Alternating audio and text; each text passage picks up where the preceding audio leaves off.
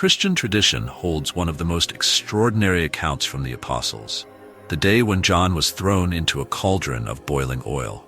Boiling oil, intended to take his life in a public execution as punishment for his unwavering faith.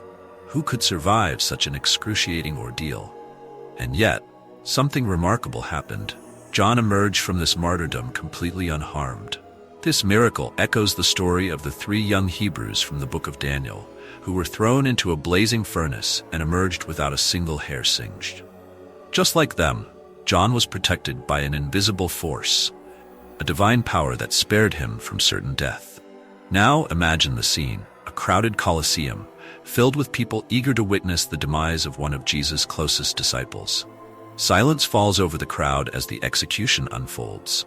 But instead of watching John's destruction, they become witnesses to something far greater, the power of God.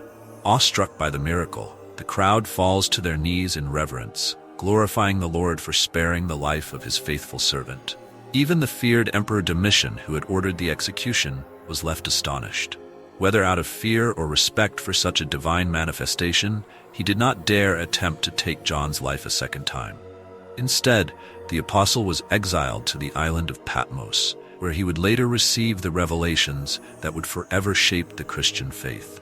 The boiling oil cauldron was not the end of John's story, but the beginning of a new chapter in his faith journey. His story reminds us that even in the most desperate situations, God is present, guarding and guiding us, turning the impossible into a miracle.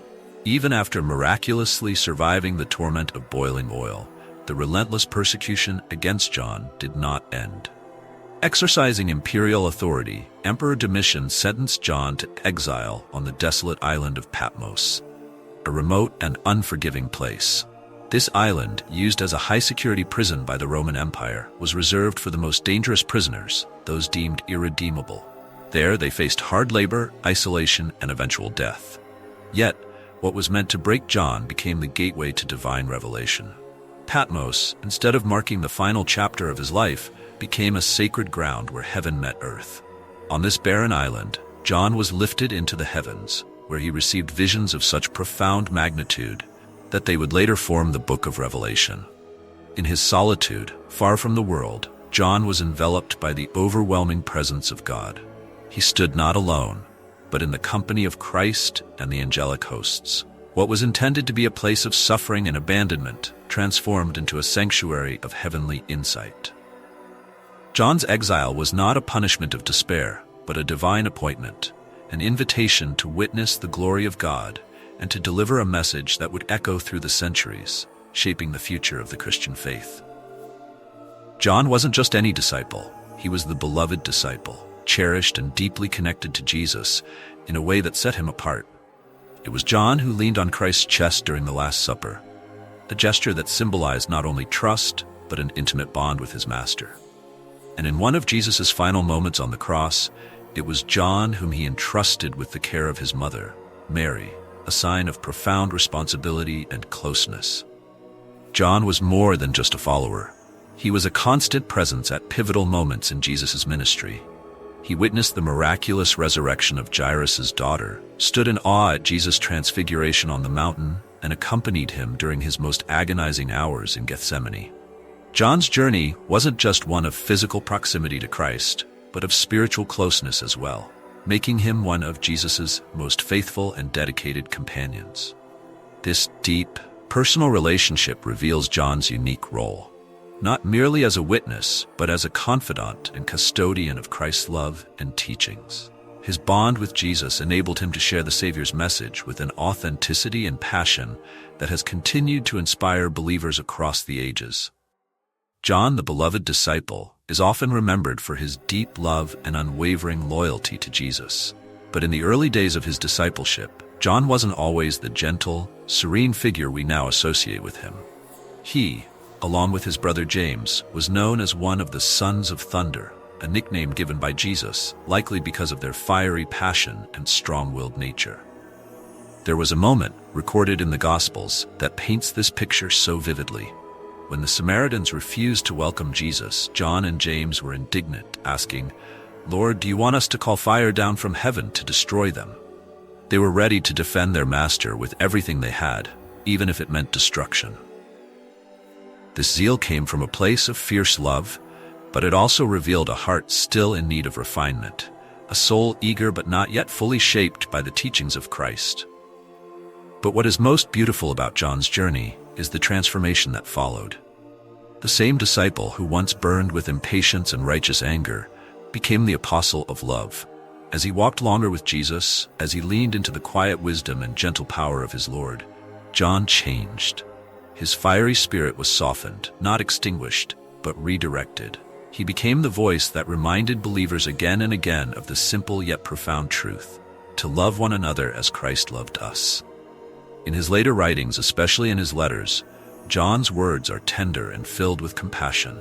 He speaks of love not as a lofty ideal, but as the very heartbeat of faith, the core of what it means to follow Christ. It wasn't just the power of his faith that defined him, but the way that faith reshaped him, softened the sharp edges, and transformed his fervor into a deep, abiding love for God and for people. This transformation shows us the incredible, intimate work of Jesus in our lives. John's journey is a testament to how deeply being with Christ changes us, how it takes our imperfections, our rough edges, and refines them with grace. His story whispers to each of us that no matter where we begin, walking with Jesus will mold us into something more beautiful, more loving, and more like him. After his exile on Patmos, John returned to Ephesus, where he continued to quietly preach and share the message of Christ until his final days. Unlike many of the other apostles who faced brutal martyrdom, John's journey ended differently. He lived to an old age, becoming, according to tradition, the only one of the 12 to die of natural causes. Some say that in his later years, John was so frail and weak that he had to be carried to the gatherings of the early Christian believers. But even as his body grew fragile, his spirit was unwavering. There's something deeply moving about the image of an elderly John, too weak to walk but still filled with the fire of the gospel. His voice may have grown softer with time, but the power of his message was undiminished. He continued to speak about love, the love of Christ that had shaped his entire life. Imagine this man, who had walked beside Jesus, who had leaned on his chest during the Last Supper, now sitting among believers, gently reminding them of that same love. His body, worn from years of trials and service, didn't limit the strength of his testimony. Even in his frailty, John radiated the truth of the gospel, showing those around him that the essence of faith isn't in physical strength or outward appearances, but in the enduring power of a heart transformed by Christ. John's final years were not about grand speeches or miracles, but about the quiet, steady witness of a life lived in the presence of God. Even when he could no longer move freely, he still moved hearts. His presence, his words, and his love for the Lord continued to inspire those around him, leaving behind a testimony that wasn't just about his life, but about the unshakable love of Jesus that carried him through every moment. In the end, John showed us that faith isn't about how we start, but how we finish. It's about remaining close to Christ, but that even when the world grows dim and our bodies weaken, his testimony lives on, reminding us that no matter how frail we may become, the love of Christ within us remains as powerful as ever, shining brightly until our final breath. John's story isn't just about miracles or surviving against impossible odds. It's about something much deeper. It's about a faith that doesn't waver, even when the world feels like it's falling apart. In the quiet of his heart, through exile and hardship, John shows us that there is always a light that never goes out, a light that lives within us when we hold on to our faith. Today, we're invited to sit with John's story and ask ourselves, how are we navigating our own challenges? When life presses hard against us, are we trusting in God's plan, just as John did through every trial? John's life whispers a comforting truth. Even in our darkest moments, faith has the power to hold us up. There's something so tender in that reminder. James 1:12 says, "Blessed is the one who perseveres under trial, because, having stood the test, that person will receive the crown of life." John's life embodies this promise. He shows us that with God, no trial is too great, no moment too dark. With God, all things are possible, Matthew 19:26, and John's journey is a living testimony of that. What makes John's legacy so powerful isn't just the miracles or the visions, it's the quiet, steady faith he carried through every season of his life.